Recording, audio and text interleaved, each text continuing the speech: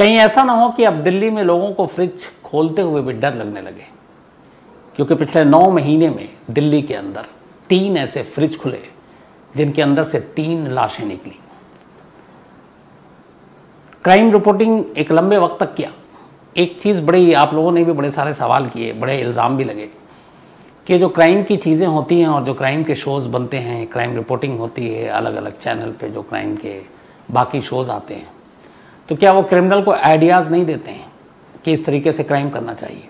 मैं भी इसको बहुत बार सोचता हूँ, लेकिन आज जब ये खबर आपको सुना रहा हूँ, उससे पहले कुछ चीज़ें सोच रहा था। उसमें एक ये है कि अगर क्राइम के आइडिया क्रिमिनल चुराते हैं तो फिर उन्हें यह भी तो पता होता होगा कि पिछले क्राइम में जब किसी क्रिमिनल ने इस तरीके का कदम उठाया और उसके बाद वो पकड़ा गया, तो फिर ये चीज़ें मिस क्यों हो जाती हैं। अगर आइडिया आप उठा रहे हो तो आपको अंजाम भी उठाना चाहिए कि उसने ये किया था, तरीका ऐसा अपनाया लेकिन पकड़ा गया। ये मैं इसलिए कह रहा हूँ कि पिछले 9 महीने में अगर श्रद्धा की बात करें तो 18 मई को श्रद्धा का कत्ल हो चुका था, लेकिन खुलासा 14 नवंबर को हुआ 2022। मई में कत्ल हुआ, नवंबर में फ्रिज से लाश मिली। ठीक, इसके बाद एक दूसरा अंजन दास इसी दिल्ली में, अंजन दास का कत्ल 30 मई को हुआ और खुलासा 28 नवंबर को हुआ। तो लगभग 6 महीने बाद फ्रिज खुला, दूसरी लाश निकली। अब तीसरी लाश पे आते हैं। कत्ल 9 और 10 फरवरी की रात को हुआ और फ्रिज खुला 14 फेब को, यानी कि कल वैलेंटाइन डे के दिन। अब इन तीनों की तारीखों को देखें तो एक चीज तो क्लियर है कि जब श्रद्धा का जब कत्ल हुआ और आफ्ताब ने किया तो उससे पहले फ्रिज का आइडिया किसी के पास नहीं था। जब दूसरा कत्ल हुआ अंजन दास का, तब भी अंजन दास के कातिलों माँ बेटे को यह नहीं मालूम था कि इससे पहले आफ्ताब ऐसा कर चुका है, क्योंकि खुलासा ही हुआ था नवंबर में और कत्ल हुआ था मई में, और यहाँ अंजन दास का भी कत्ल मई में हुआ और खुलासा हुआ नवंबर में। तो दोनों एक दूसरे के कत्ल के इस तरीके से अनजान थे। लेकिन जो तीसरा फ्रिज खुला और जो तीसरी लाश निकली, उसका कातिल 100% ये जानता था कि फ्रिज में लाश को कैसे छुपाया गया। उसे आफ्ताब और श्रद्धा की भी कहानी मालूम थी, उसे अंजन दास की भी कहानी मालूम थी। इस बात में कोई दो राय हो ही नहीं सकती। यानी कि इस तीसरे कातिल ने कहीं ना कहीं उस आइडिया को चुराया। लेकिन अगर चुराया तो फिर उसको ये भी पता होना चाहिए कि उन दोनों मामलों में क्या अंजाम हुआ। श्रद्धा के कत्ल में आफ्ताब पकड़ा गया, अंजन दास के कत्ल के इल्ज़ाम में उसकी बीवी और बेटे पकड़े गए। तो फिर वो कैसे बच सकता है, लेकिन फिर भी उसने ऐसा किया। तो इसीलिए मैंने शुरुआत इससे की थी कि अगर आइडिया आप चुराते हो तो फिर अंजाम भी पता होना चाहिए, और अगर अंजाम पता हो तो शायद आप क्राइम करने से बचें। आज की जो कहानी है वो दिल्ली की कहानी है, क्योंकि तीसरे फ्रिज से दिल्ली में तीसरी लाश निकली है। ये लाश 24 साल की एक लड़की निकी यादव की है। निकी यादव एक अच्छे घर की लड़की, पढ़ने लिखने वाली, और जो कातिल के तौर पर नाम सामने आया उसका नाम है साहिल। साहिल की उम्र भी 24-25 साल, वो भी एक अच्छे परिवार से पढ़ा लिखा, बाकायदा उसने फार्मा का कोर्स किया है। कहानी बेहद अजीब है, सोचकर भी अजीब लगता है कि एक शख्स जिस दिन उसकी सगाई है, दिन में सगाई होती है, और रात को अपनी गर्लफ्रेंड का कत्ल करता है। रात को कत्ल करता है, गर्लफ्रेंड की लाश को फ्रिज में छुपाता है, और उस फ्रिज जहां पे रखा हुआ उससे 700 मीटर की दूरी पर उसका घर है। फिर वो जाता है, शादी की तैयारी में जुट जाता है। फिर रात को उसकी बारात निकलती है, शादी करता है, 7 फेरे लेता है, और सुबह होने से पहले अपनी नई नवेली दुल्हन को लेकर उसी घर में आता है जिस घर से 700 मीटर की दूरी पर एक फ्रिज के अंदर उसकी गर्लफ्रेंड की लाश पड़ी है।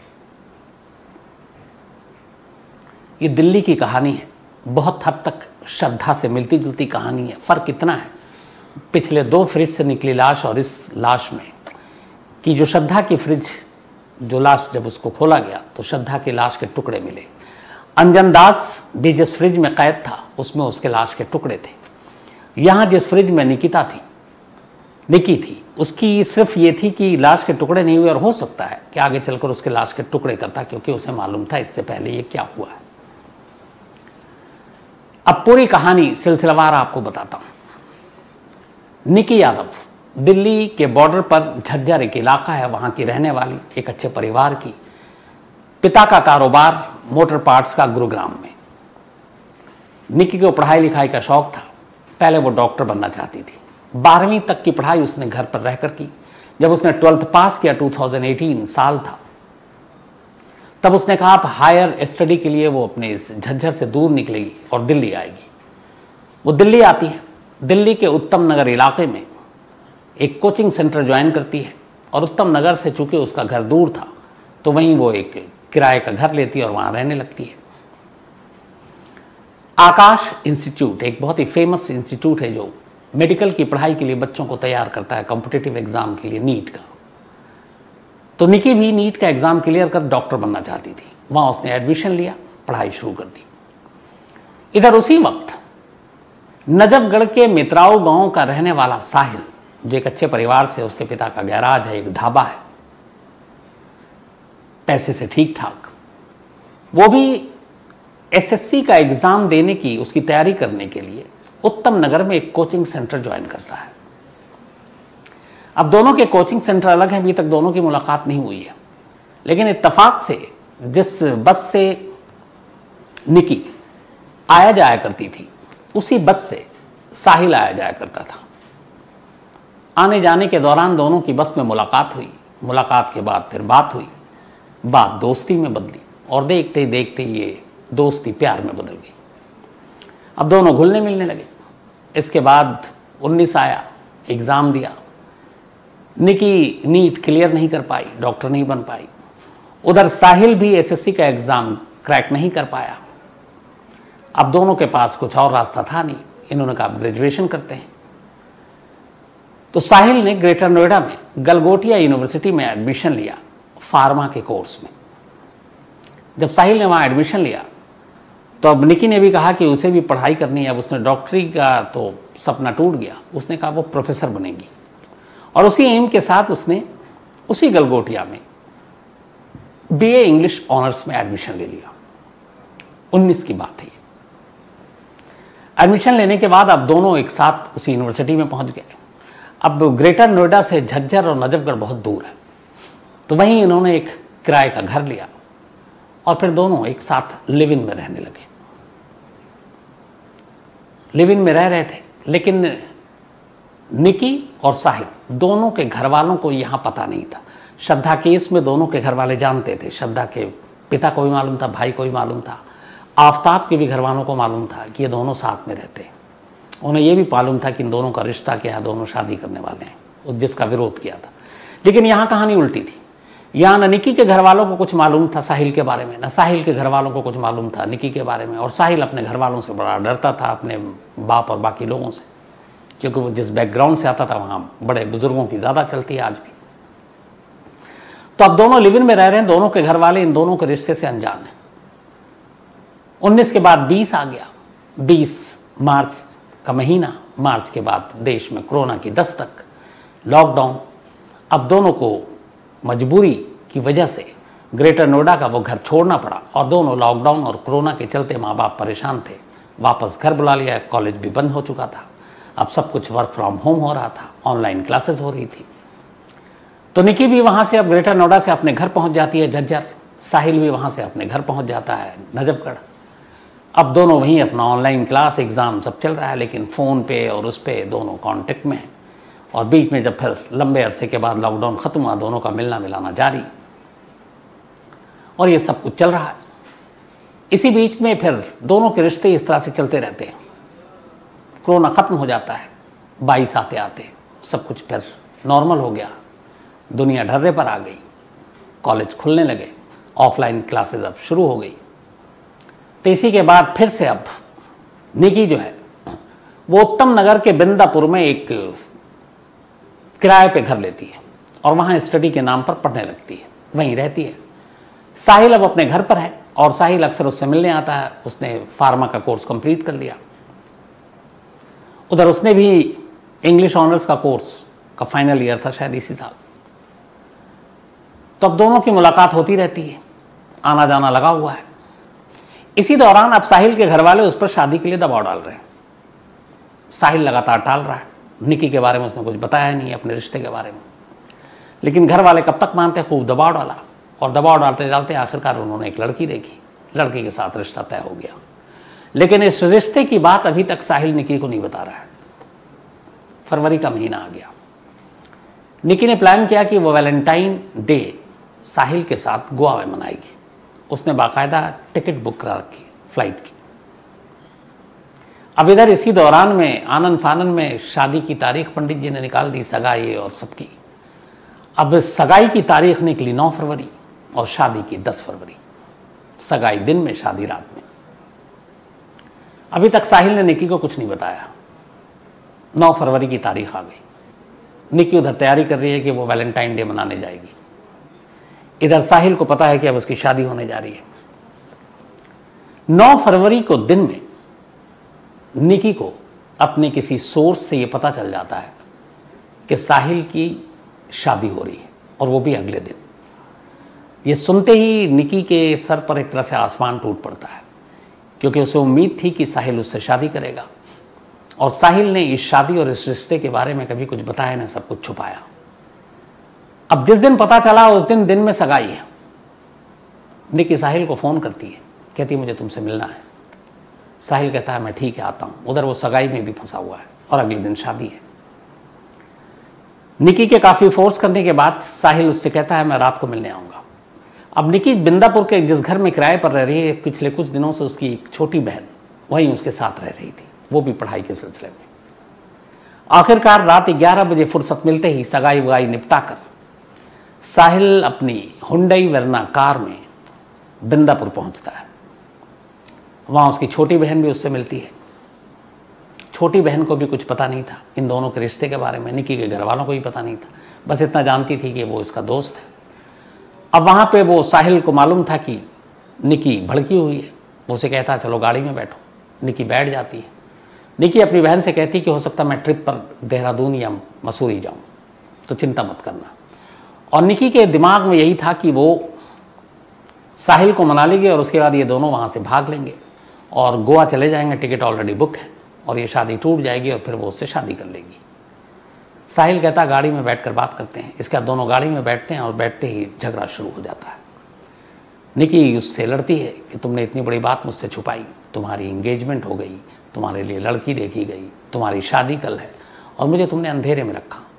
वो उधर सफाई दे रहा है कि मैं अपने घर वालों के दबाव में ये सारी चीज़ें, तो कहती कि ठीक है अभी शादी हुई नहीं है, ये दबाव और इन सारी चीज़ों को छोड़कर हम दोनों भाग चलते हैं, कहीं शादी कर लेते हैं। अब इसी बात पे पूरी दोनों में लड़ाई हो रही है और गाड़ी दिल्ली की सड़क पर घूम रही है। घूमते घूमते रात के करीब 1 बज गए। 1 बजे ISBT, आप लोगों ने देखा होगा, बहुत सारे लोगों ने, कश्मीरी गेट है उसके पास, वहाँ पर साहिल की गाड़ी पहुँचती है। रात के करीब 1 बजे थे। दिल्ली की सड़क पर अब सन्नाटा होना शुरू हो चुका था। झगड़ा इधर बढ़ रहा था क्योंकि निकी बार बार कह रही थी शादी के लिए और वो उसको समझा रहा था। आखिरकार इस दौरान में ये सारी चीज़ें होते होते जब ये वहाँ पर पहुँचे ISBT के करीब कश्मीरी गेट पर, तो साहिल जिस तरीके से उसे टाल रहा था उससे निकी को बहुत तेज़ गुस्सा आया और इसके बाद अब दोनों में लड़ाई तेज़ हो गई। इस दौरान में साहिल भी अब भड़क गया। कार के अंदर, हर कार में आजकल जनरली आप देखते हैं मोबाइल चार्ज करने के लिए चार्जिंग लगी होती है, उसके साथ चार्जिंग का वायर भी होता है जिसे हम डेटा केबल भी कहते हैं। तो उस लड़ाई के दौरान दोनों, जब उसने झूठा, बेवफा और ये सारी चीज़ें बोलनी शुरू की, साहिल को गुस्सा आया। उसने वो डेटा केबल निकाला, अच्छा खासा मजबूत होता है वो, और निकालने के बाद उसको निकी के गले में डाल दिया और गले में डालकर केबल को दोनों हाथ से खींचना शुरू कर दिया। निकी उस केबल से निकलने के लिए छटपटाती रही, लेकिन केबल इतनी बारीक होती है, आपने देखा होगा, और वो इतनी सख्ती से पकड़ा था कि उसे अपनी उंगलियां उस केबल के अंदर डालने का मौका नहीं मिला ताकि वो केबल से हटाकर सांसें ले सके। थोड़ी ही देर के बाद साहिल अपनी उसी गर्लफ्रेंड को अपने ही डेटा केबल से गला घोंटकर मार चुका था। जब निकी कार की सीट पर ड्राइवर के बराबर वाली बेसुध होकर गिर गई और उसे एहसास हुआ कि अब वो मर चुकी है, तब पहली बार वो घबराता है और सोचता है कि अब क्या हुआ और अब क्या करें। बदहवासी में कि कहीं कोई देख न ले, पकड़ न ले, वो कश्मीरी गेट से निकलता है। अब दिल्ली की सड़क पर अंधाधुंध गाड़ियां भगा रहा है। कहाँ जाना है उसे कुछ पता नहीं। उसे ये है कि उसके हाथों एक कत्ल हो गया। बहुत सोचता सोचता आखिरकार करीब 2-3 घंटे लगते हैं। उसके बाद उसे ख्याल आता है कि नजफगढ़ में मित्राऊ गांव में उसके घर से 700 मीटर की दूरी पर उसका अपना एक ढाबा है जो पिछले 3 दिनों से बंद है, क्योंकि उसकी शादी की तैयारी के सिलसिले में ढाबा को बंद कर दिया गया था ताकि बाकी जो लोग हैं वो शादी के काम में हाथ बटा सके। तो उसे लगा कि ढाबा खाली है, ढाबा बंद है, वहाँ कोई है नहीं, तो फिलहाल तो ले जाकर लाश को वहाँ छुपा देते हैं, इसके बाद ठिकाने लगाने का आइडिया बाद में सोचेंगे। अब वो कश्मीरी गेट से 40 किलोमीटर तक अपनी हुंडई वर्ना कार चलाता हुआ ढाबे तक पहुंचता है। रात का वक्त था, आपको याद है, अभी श्रद्धा हो चुका, उससे पहले कंझावला हो चुका, कई केस हुए। एक जगह पर भी किसी मोड़ पर, किसी नाके पर पुलिस की टीम ने साहिल को नहीं रोका, ना उसकी कार को रोकी कि भैया रात को इतने कहाँ जा रहे हो।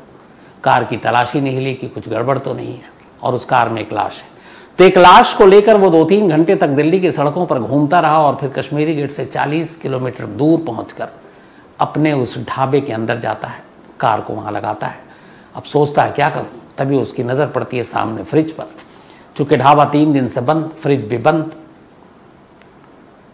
वो लाश को निकालता है, लाश को निकालकर उस फ्रिज के ट्रे को हटाता है, जो नीचे 2-3 ट्रे होते हैं, और उसमें निकी की लाश को ठूंस देता है। ठूंसने के बाद फ्रिज को बंद कर देता है और फ्रिज के दरवाजे के ऊपर एक रस्सी है उसकी, वो एक तरह से फ्रिज के दरवाजे को लॉक कर देता है।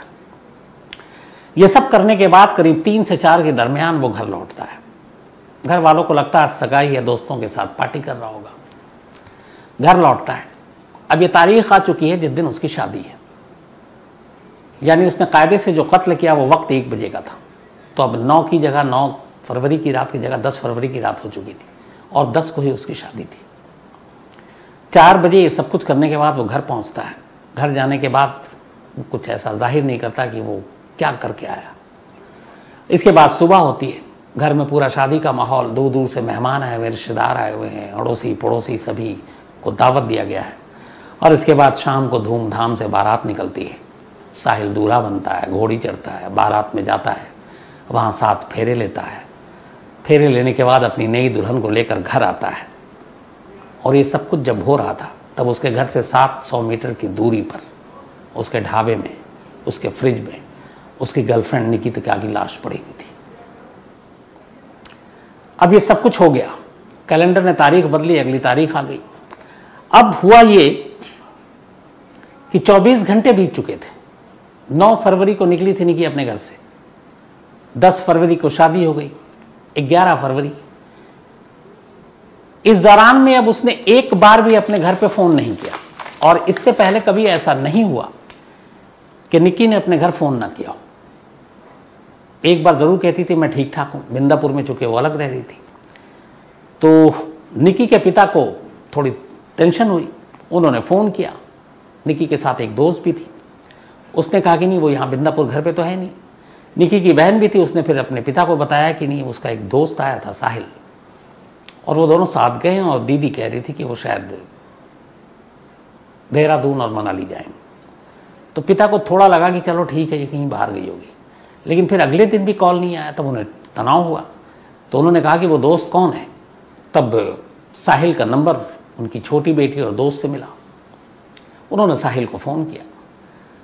साहिल ने कहा कि वो मिली तो थी मुझसे 9 को, लेकिन उसके बाद वो कह रही थी कि उसे देहरादून और मसूरी घूमने जाना, तो वो चली गई और मैं अपनी शादी में बहुत बिजी था, इसलिए मुझे नहीं मालूम कुछ। इसके बाद उन्होंने उसके घर वालों को फ़ोन किया, उन्होंने भी यही टाल दिया।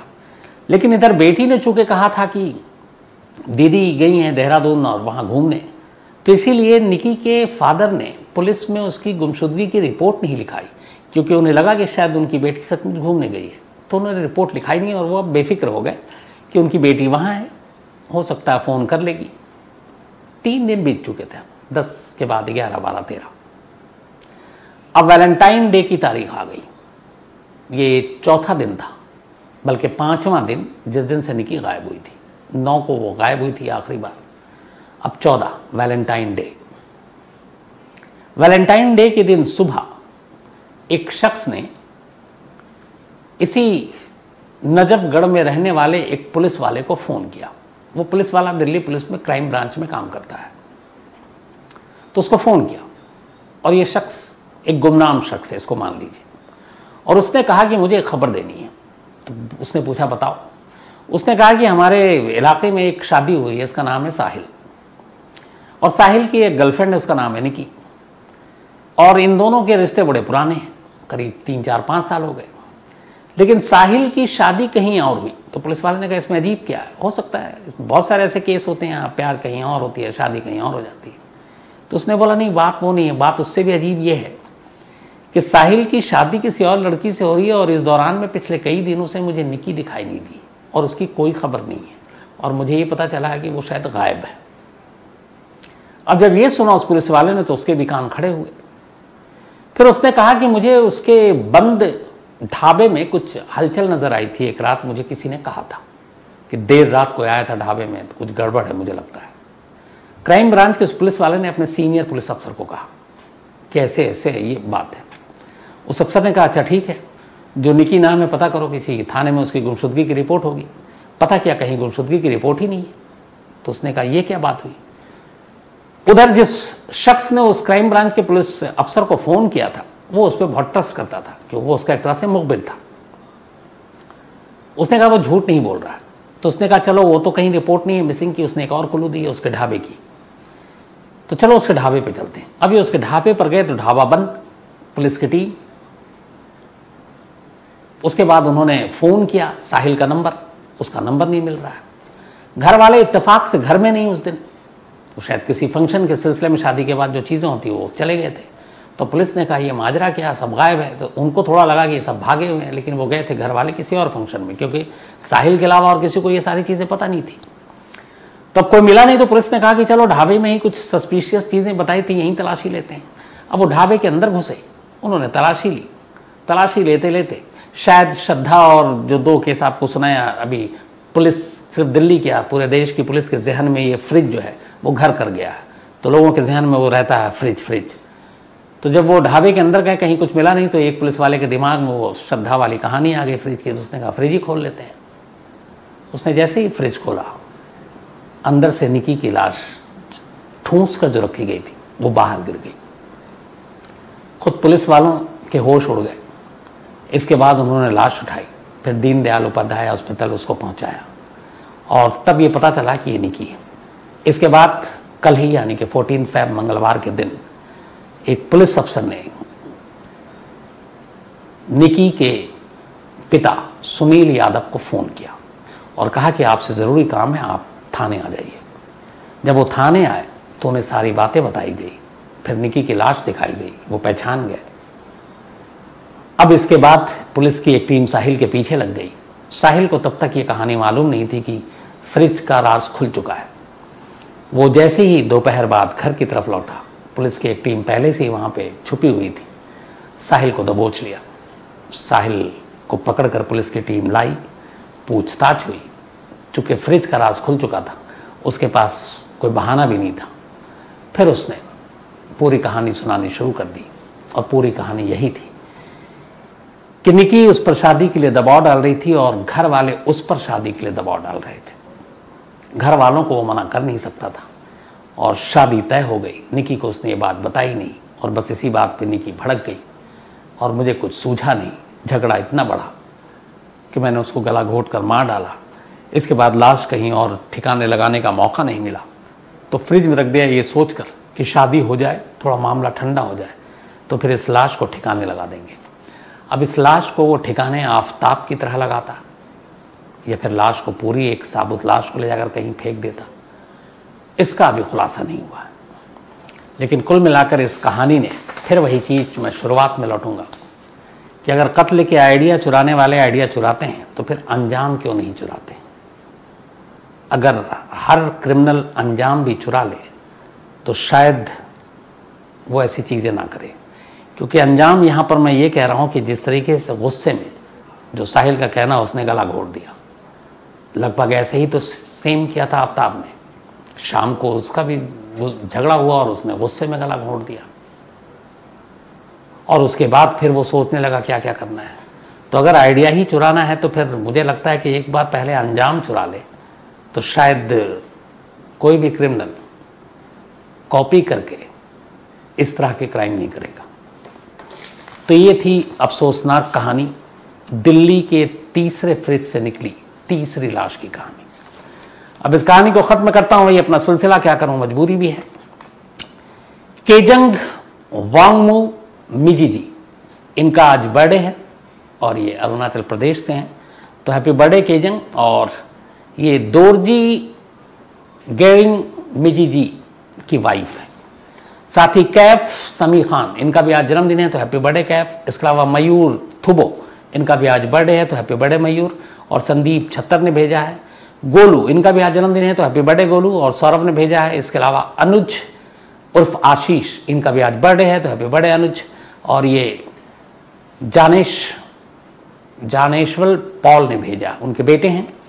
साथ ही राज, इनका जन्मदिन कल था, तो बिलेटेड हैप्पी बर्थडे राज। और गोलू खान ने भेजा है। इसके अलावा रोहित, इनका भी जन्मदिन, हैप्पी बर्थडे रोहित। हेमंत ने भेजा है। इसके अलावा गौरव जांगिड़, इनका भी जन्मदिन है, तो हैप्पी बर्थडे गौरव। और धर्मेंद्र जांगिड़ जी ने भेजा है, उनके बेटे हैं। साथ ही सुमन और अशोक जी का आज की इनकी बल्कि मैरिज एनिवर्सरी है, तो आप दोनों को बहुत बहुत बधाई। और ये कलावती जी ने भेजा और दीपक ने भेजा है। साथ ही शुभानी चक्रवर्ती और दीपायान चक्रवर्ती, इनकी भी एनिवर्सरी, आप दोनों को भी बहुत बहुत बधाई। और ये रामयानी ने भेजा है। इसके अलावा नीलम और नरेंद्र कुमार विश्वकर्मा, इनकी भी आज एनिवर्सरी, आप दोनों को भी बहुत बहुत बधाई। आयुष ने भेजा है। इसके अलावा रिकिब मेनन शाह, और रेलवे का एग्जाम इन्होंने पास किया, आपको ऑल द बेस्ट, सब कुछ अच्छा हो। साथ ही Sunil Jain, thank you so much आपके मेल के लिए। और इसके अलावा आदर्श पांडे, इन्होंने एक स्टोरी भेजी है, मथुरा की करंट से एक कत्ल होता है, मैं जल्दी सुनाता हूं आपको। तो फिलहाल आज कहानी में इतना ही है। आपसे मुलाकात होगी कल रात 9 बजे किसी नई कहानी के साथ, तब तक